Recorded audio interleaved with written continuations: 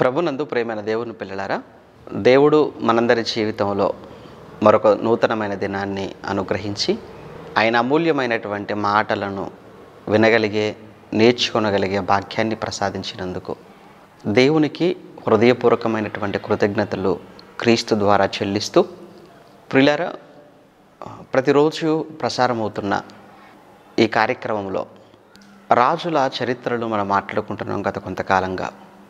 అందులో ముఖ్యంగా ఉత్తర రాజ్యమైనటువంటి ఇశ్రాయేలీల రాజుల చరిత్రలో మొదటివాడైనటువంటి యరొబాముల గురించి మాట్లాడుకున్నాం.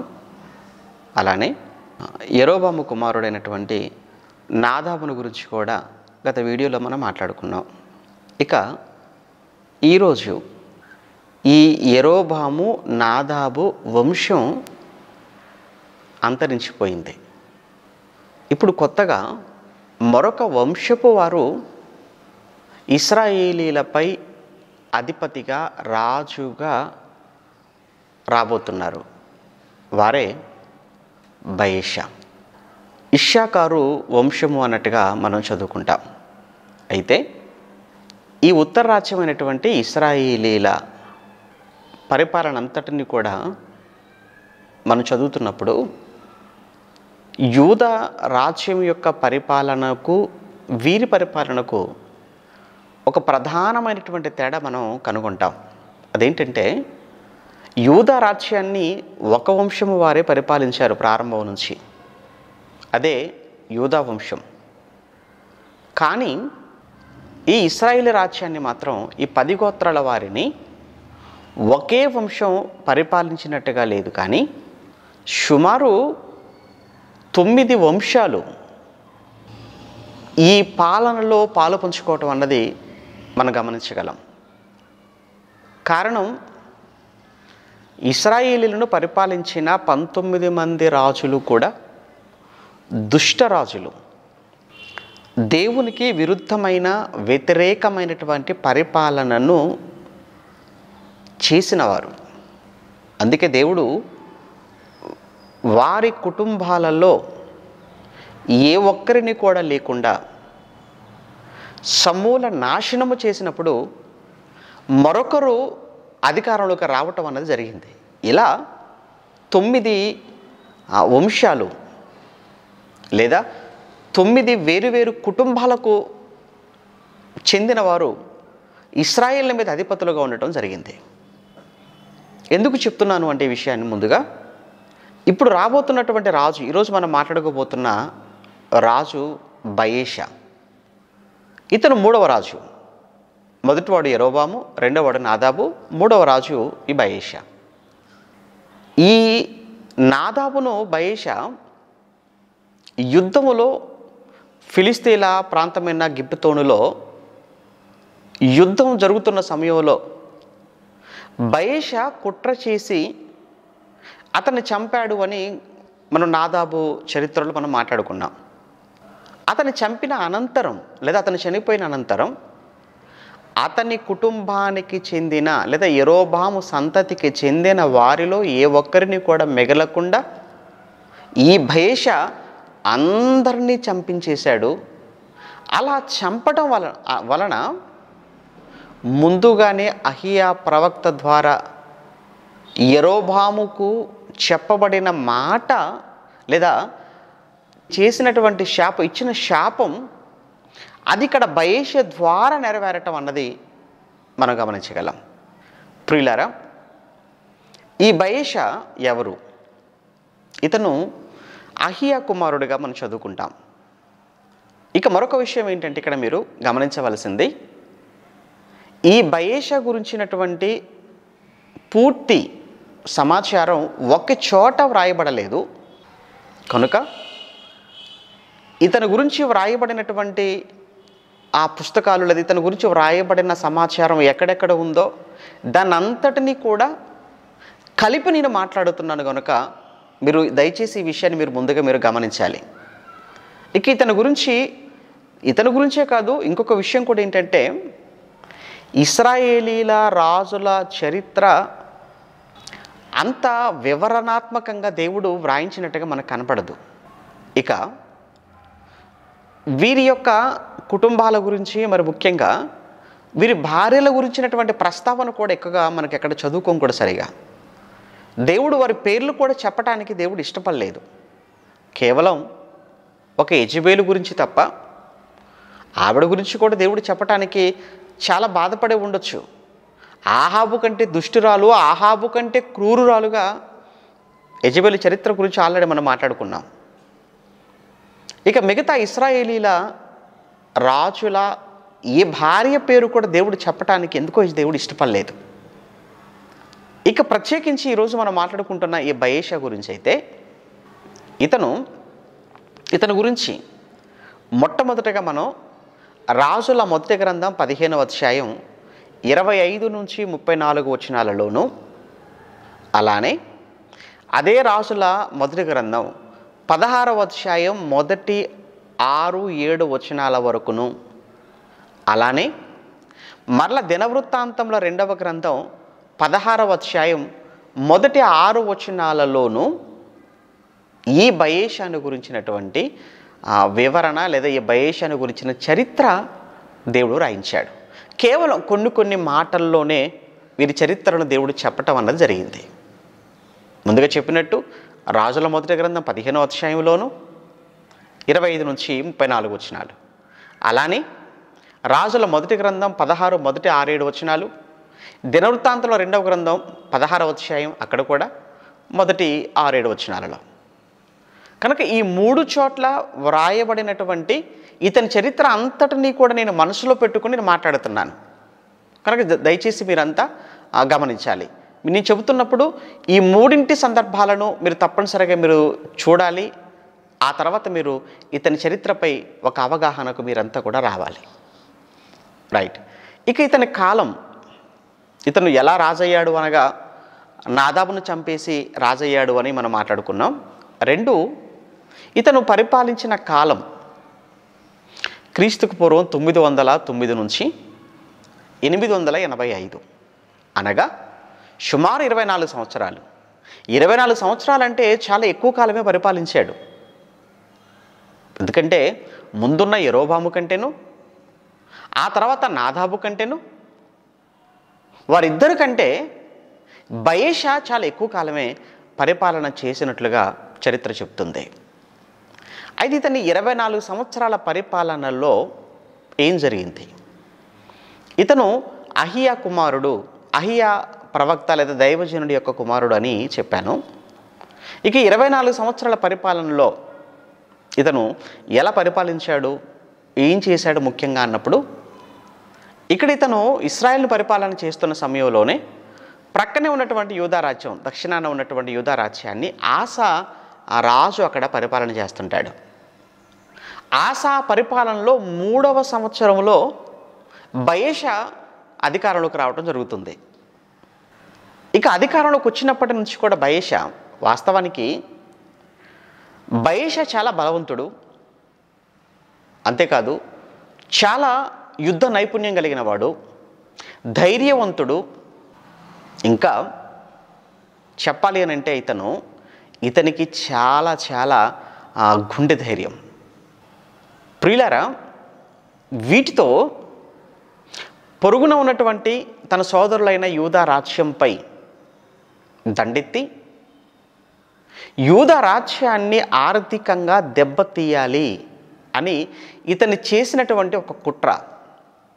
ఏంటి ఆ కుట్ర అనగా, ఇతని రాజ్యానికి సరిహద్దున బార్డర్ ఏదైతే ఉంటుందో, ఈ ఉత్తర రాజ్యానికి, ఇశ్రాయేల్ రాజ్యానికి, యూదా రాజ్యానికి సరిహద్దు ప్రాంతం. ఈ సరిహద్దు ప్రాంతంలో అక్కడ రామా పట్టణాన్ని, దాని చుట్టూ ప్రాకారాన్ని నిర్మించేసి, ఇక ఎట్టి పరిస్థితుల్లో కూడా ఈ ఇశ్రాయేల్ రాజ్యం నుంచి యూదా రాజ్యానికి రాకపోకలు అనేవి ఏవి జరగడానికి వీల్లేదు. అంటే ఈ ఇశ్రాయేల్ రాజ్యం నుంచి ఎవరు యూదా రాజ్యానికి వెళ్ళి వ్యాపారాలు చేసుకోకూడదు. ఇలా వ్యాపారాలు చేసుకోకుండా చేయటం వలన యూదా రాజ్యం దెబ్బతింటుంది అనేటువంటి ఒక ఆలోచన చేసి ప్రాకారాలు నిర్మిస్తున్న సమయం అది సరిహద్దులో.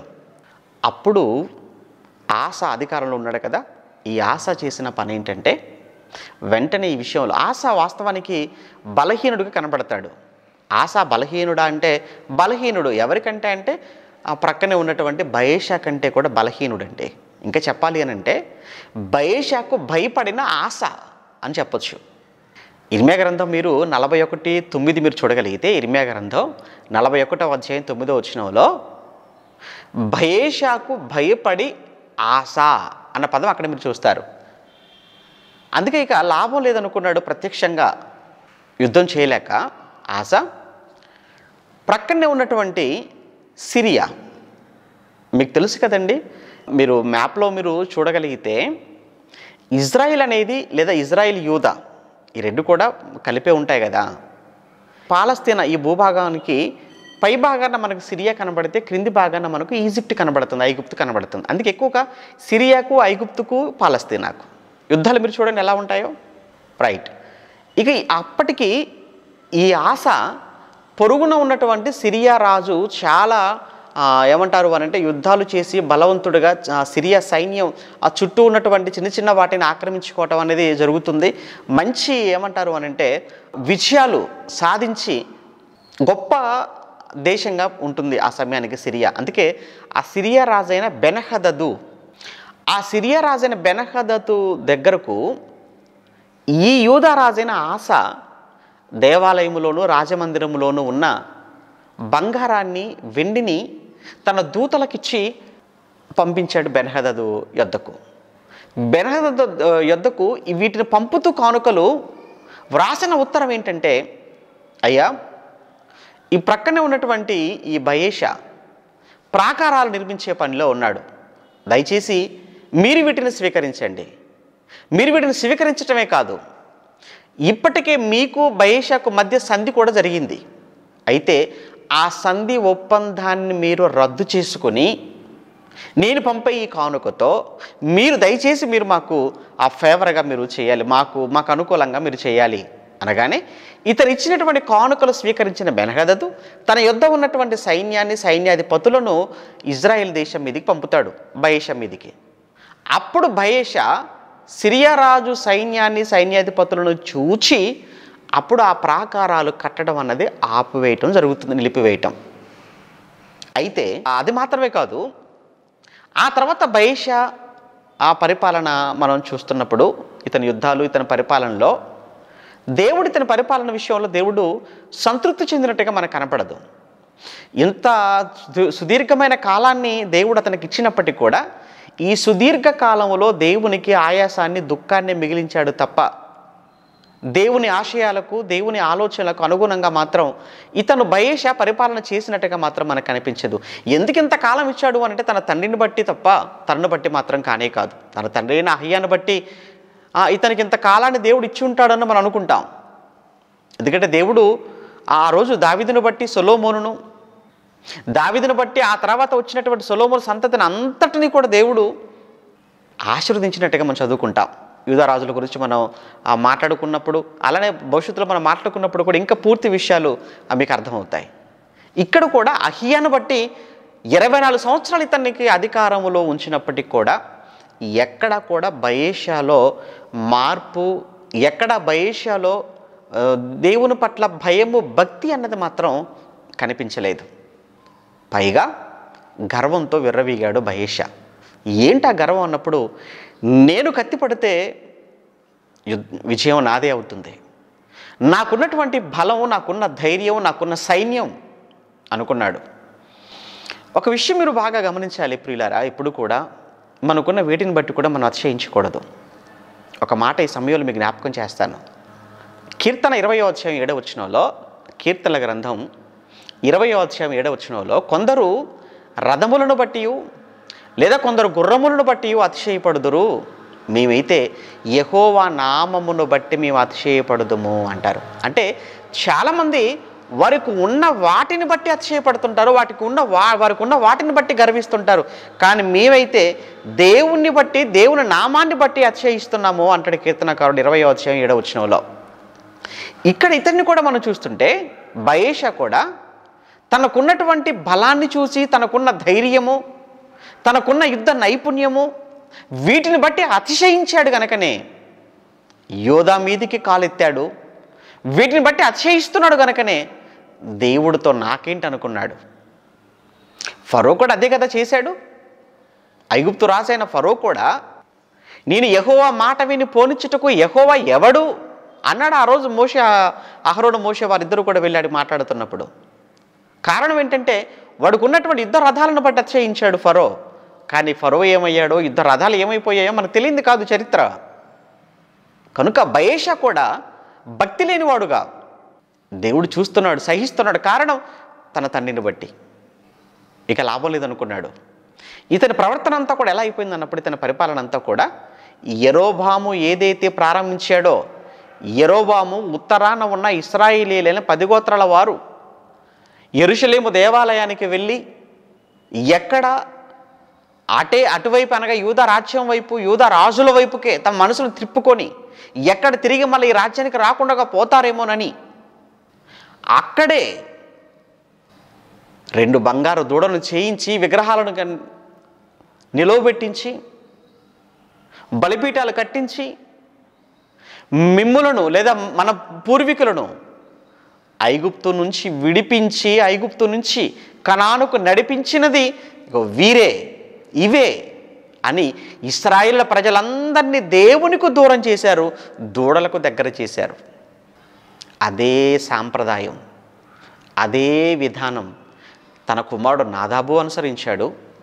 అదే పద్ధతిని ఇక్కడ ఉన్నటువంటి ఒక దైవజనుడు కొడుకైనటువంటి బయేషా కూడా అదే చేశాడు. నిజంగా ఇతని కోసం దేవుడు మాట్లాడుతూ ఆ సమయంలో దేవుడు ఆ ఆవేశాన్ని ఆపుకోలేక తన ఆవేదనను అప్పటికే ప్రవక్తగా ఉన్నటువంటి యెహూ, హనానీ కుమారుడైన యెహూ అని రాయబడుతుంది. ఒక మాట రాజుల మొదటి గ్రంథం మీరు 16వ అధ్యాయం 1వ వచనం, యెహోవా వాక్కు హనానీ కుమారుడైన యెహూకు ప్రత్యక్షమై బయేషాని గూర్చి ఇలాగు సెలవిచ్చాను, నేను నిన్ను మంటిలో నుండి తీసి హెచ్చించాను కదా బయేషా అన్నాడు. మంటిలో ఉన్న నిన్ను మాణిక్యముగా చేశాను కదా. మట్టిలో ఉంటే మట్టిగా ఉండేవాడవు కదా నువ్వు బయేషా.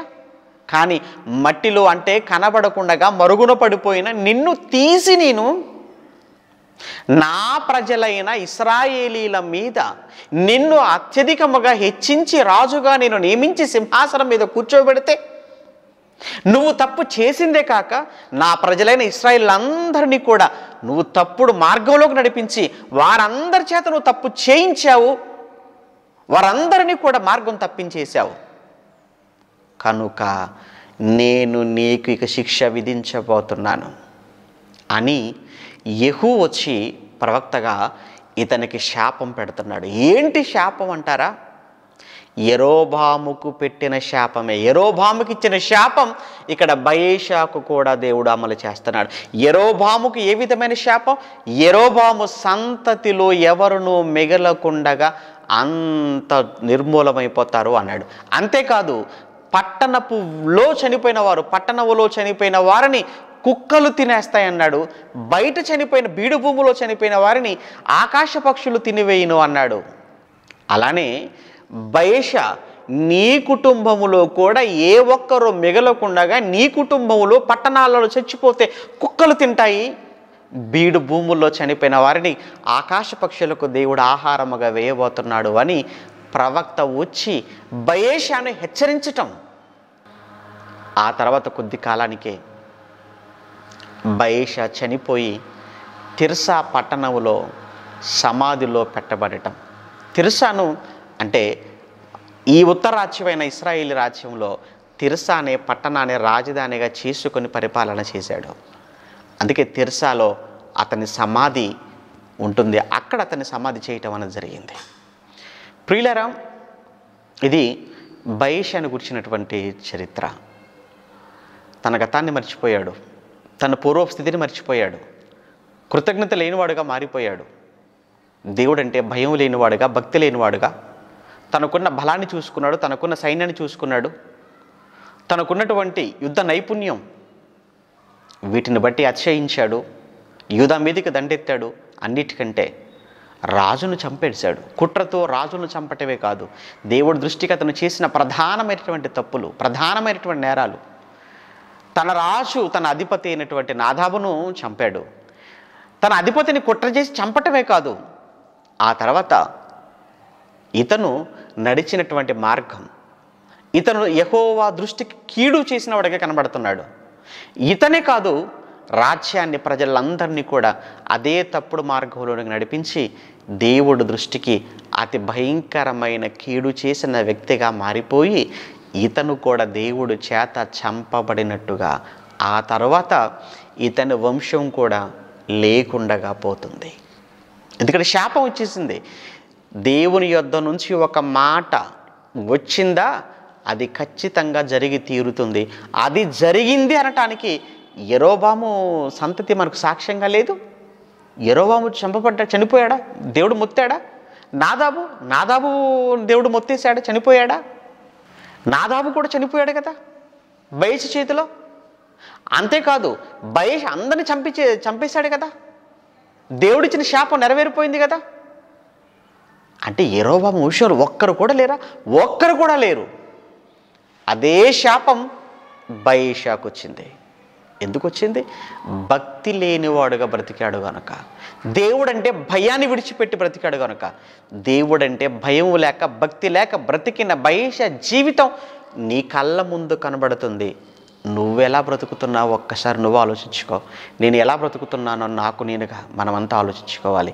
భక్తి లేని బయష జీవితం మనకు నేర్పుతున్న పాఠం, మన వంశం, మన సంతతి ఏ ఒక్కరు మిగలకుండా తుడిచిపెట్టుకొని పోయే పరిస్థితిని మనం తెచ్చుకొనకూడదు అనుకుంటే, మనకున్న వాటిని బట్టి మనం అతిశయించక, ఉన్న వాటిని చూసి గర్వించి దేవుని మరచేవారంగా కాక, ఎన్ని ఉన్నా దేవుడు లేకపోతే బ్రతుకు శూన్యం అన్న సంగతి ఎరిగి, దేవుడంటే భయం కలిగి, భక్తి కలిగి, అంతకంతకు దేవుడి మీద ఆధారపడుతూ దేవుడి పాదాల మీద పడి బ్రతకాలని మనస్ఫూర్తిగా నేను తెలియచేసుకుంటూ ఇంతటితో బయష చరిత్రను ముగిస్తున్నాను. Thank you.